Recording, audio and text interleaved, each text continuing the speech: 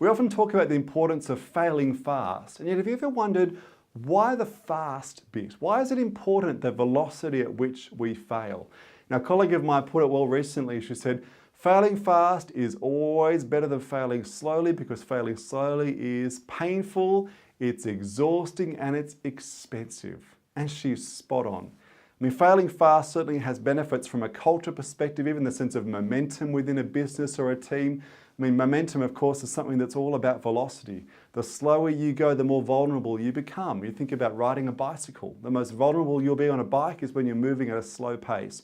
You move quickly, even if you're heading the wrong direction, okay, but you move quickly and you're stable and you can steer. It's exactly the same as an organization. You need to increase the pace of experimentation and try new things. When something doesn't work, nip in the bud quickly, move on to the next experiment. Never get bogged down in things from the past that are not working. I love the ethos of Amazon, and Jeff Bezos has, I guess, put this at the core of Amazon's culture from the earliest days. Bezos wants Amazon to be the world's largest laboratory. In other words, it's all about trying new things, rapid fire, always throwing mud at the wall to see what will stick. Now, why do we find this difficult to do? 3 reasons why failing fast is often a challenge. The first reason is bureaucracy. You may have implemented an idea that you know pretty early on isn't going to work. Maybe the experiment is failing. You want to pivot to the next idea or try a new experiment, but of course it's got to go through 17 subcommittees that have to sign off and run analysis on the results before you can actually make a decision and change course. The wheels of bureaucracy often move so slowly that new ideas, when they're not working, don't get nipped in the bud, because we want to make sure that everyone, of course, is given the definitive result that it's not working, now we should move on. But by the time you get to that definitive result, it's been 18 months. So bureaucracy. The second reason we find it hard to fail quickly, to move on, is because of that sense of sunk cost. The idea that we've already put so much money in, we've put so much time in, let's just keep flogging this dead horse. It might come back to life. And yet that's the challenge for any of us psychologically, is if something's not working, don't invest your identity in it.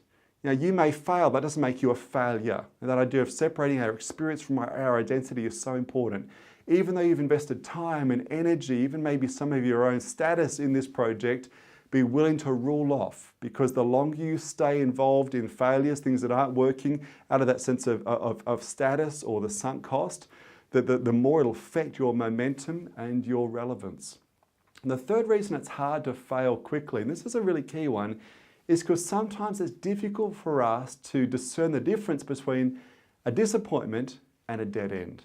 And this is important because sometimes you'll implement a new policy, a new project, and things go wrong. And the question is, when things go wrong, how do you know if this is just a setback or a challenge that you've got to be persistent in the face of, resilient in the face of? This is just something you've got to stick at it and follow it through, as opposed to realizing, okay, this is actually a terminal problem. This is something that's not working.